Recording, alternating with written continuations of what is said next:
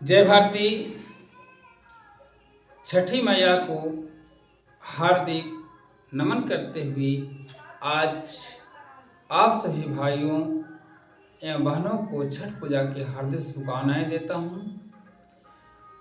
आज मैं इस वीडियो के द्वारा छठ पूजा का महत्व को बताने का प्रयास करूंगा।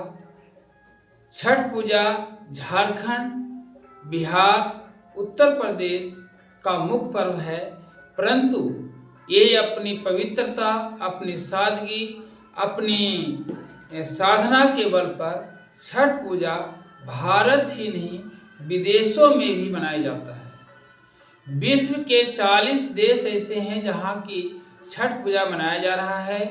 छठ पूजा सबसे बड़ी साधना है और इस साधना में हमें क्या वैज्ञानिक महत्व है और क्या धार्मिक महत्व है, इसके बारे में चर्चा करने का प्रयास करूंगा।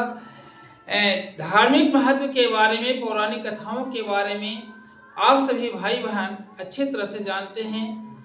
मैं आज इसकी वैज्ञानिक पहलू को बारे में विशेष रूप से चर्चा करना चाहूँगा।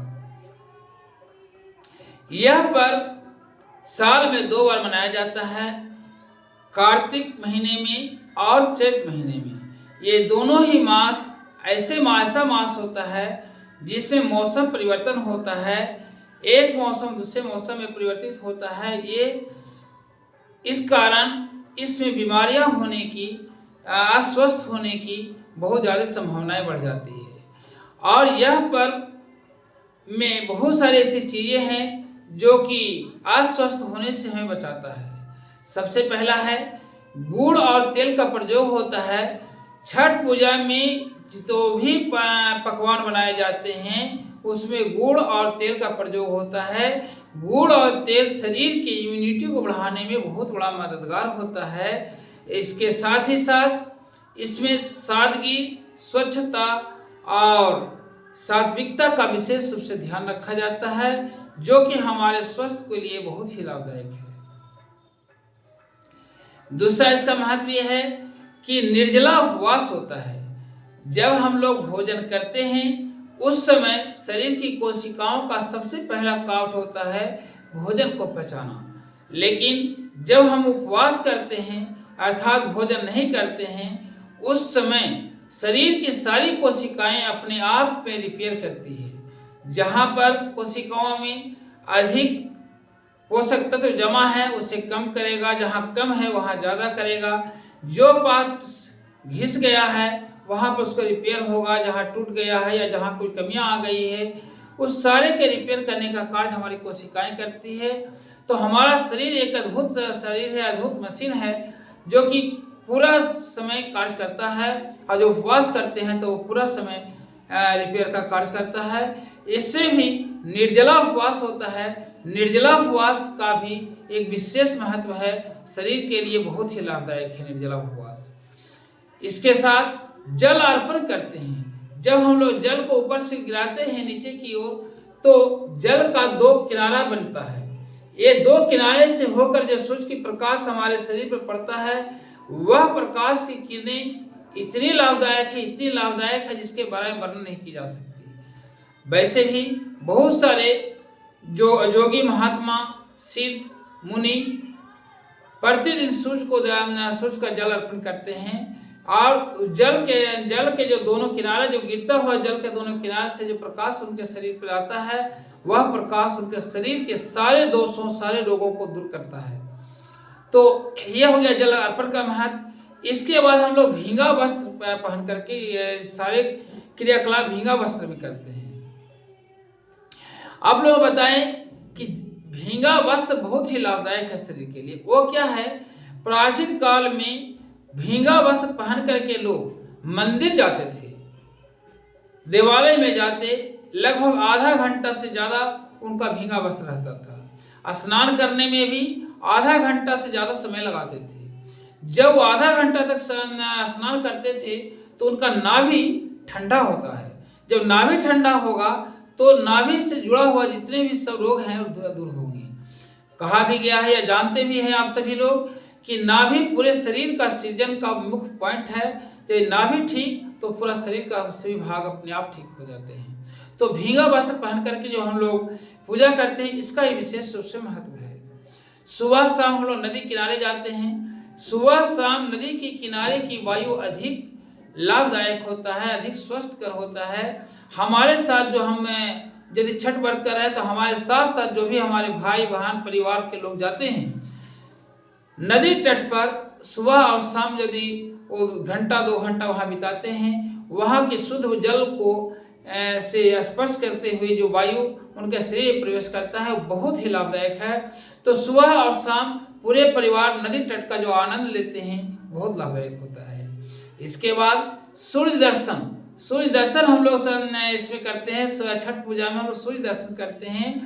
सूर्य के सुबह का किरण और शाम का किरण बहुत ही लाभदायक है। सूर्य को सभी रोगों का वैद्य कहा गया है।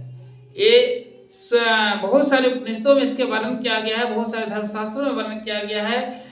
हिंदू धर्म में ही नहीं, दूसरे धर्म के शास्त्रों में भी सूर्य को बहुत बड़ा वैद्य कहा गया है। और आज भी हम लोग देखते हैं कि जैसे ही सूर्य 2-4 दिन तक नहीं दिखाई पड़ता है या कम दिखाई पड़ता है, हम लोगों के शरीर में बीमारियां और विभिन्न प्रकार की चीज़ें बढ़ने लगती है। तो सूर्य रोगों का वैद्य है। चक्षु उपनिषद बहुत बड़ा अच्छा ग्रंथ है, चक्षु उपनिषद, जिसमें आँख के बारे में विशेष रूप से वर्णन है। चक्षु उपनिषद में कहा गया है कि सूर्योदय के समय और सूर्यास्त के समय का जो सूर्य की किरणें यदि हमारे आंखों में पड़ती है तो आँख के शरीर सभी बीमारियों का नाश हो जाता है। तो सूर्य दर्शन से भी हमें विशेष रूप से लाभ होता है। इसके अलावा यह पर्व एक ऐसा पर्व है जो हर एक व्यक्ति अपनी इच्छा से करता है।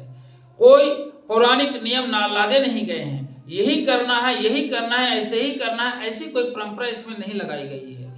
आपको जैसे करना है, जिस प्रकार से आपको साधना करना है, वैसे आप कर सकते हैं। इसमें पूर्णतः स्वतंत्र होकर के पूरा अपने शरीर को स्वतंत्र रखते हुए आप साधना करते हैं, यह बहुत बड़ा चीज़ है। इसमें किसी पंडित पुरोहित की जरूरत नहीं पड़ती, मंत्रोच्चारण की जरूरत नहीं पड़ती, बड़े बड़े धर्म ग्रंथों की जरूरत नहीं पड़ती, बड़े बड़े दिवालियों की जाने की जरूरत नहीं पड़ती। आप चाहे तो घर में भी अपना कर सकते हैं, नदी तालाब में भी कर सकते हैं, आसपास के नाला है या कोई भी जल स्थल है या जल कृत्रिम हो या प्राकृतिक, वहाँ पर आप इसको कर सकते हैं। तो इस तरह से पूर्ण रूप से स्वतंत्र है, इस तरह से बहुत ही फायदेमंद ये चीज़ है। इसके अलावा जब हम सभी पूरे परिवार, आसपास के परिवार के साथ नदी तट पर जाते हैं तो एक प्रेम बढ़ता है, एक भाईचारा बढ़ता है। घर में भी हम लोग लोहंडा के दिन जब पूरे आसपास के लोगों को प्रसाद खाने के लिए बुलाते हैं, अपने घरों में बुलाते हैं, तो एक मिलने का मौका मिलता है, एक सद्भाव बढ़ता है, राष्ट्रीय एकता, देश की एकता में वृद्धि होती है। तो ये देश के लिए भी बहुत ही लाभदायक है। इसके अलावा हम लोग हर तरह से इसमें जो है देखा जाए तो लाभ ही लाभ है। और यही कारण है कि भारत का यह पर्व दिन प्रतिदिन बढ़ता जा रहा है। नदी घाटों पर हर रोज भीड़ बढ़ती जा रही है। हर पर्व में अगले पर्व की अपेक्षा बढ़ता जाता है, लोग इसकी ओर जुड़ते जाते हैं, हर को फायदा ही फायदा है। यहाँ तक कि गांव में, आसपास में, बाजारों में बिजनेस करने वाले, व्यापार करने वाले लोग हैं, उन लोग को ही फायदा होता है। हमने घर परिवार को ही लाभ है, हमें यदि छठ पूजा करते तो हमें भी लाभ है। तो इस तरह से इसमें काफ़ी लाभ है। और आप सभी भाइयों या बहनों से कहेंगे कि हर एक भारतीय भाई बहन इसे करें, अपनाएं अपने जीवन में अपना करके घर परिवार में सुख समृद्धि स्वस्थ बनाएं और अच्छे से हंसते हुए मुस्कुराते हुए जीवन यापन करें और ईश्वर का दिया हुआ शरीर से कुछ ऐसा कर दिखाएं कि दुनिया आपके जैसा करना चाहे। इसी के साथ आप सभी भारतीय भाइयों बहनों को ढेर सारी शुभकामनाएं। धन्यवाद।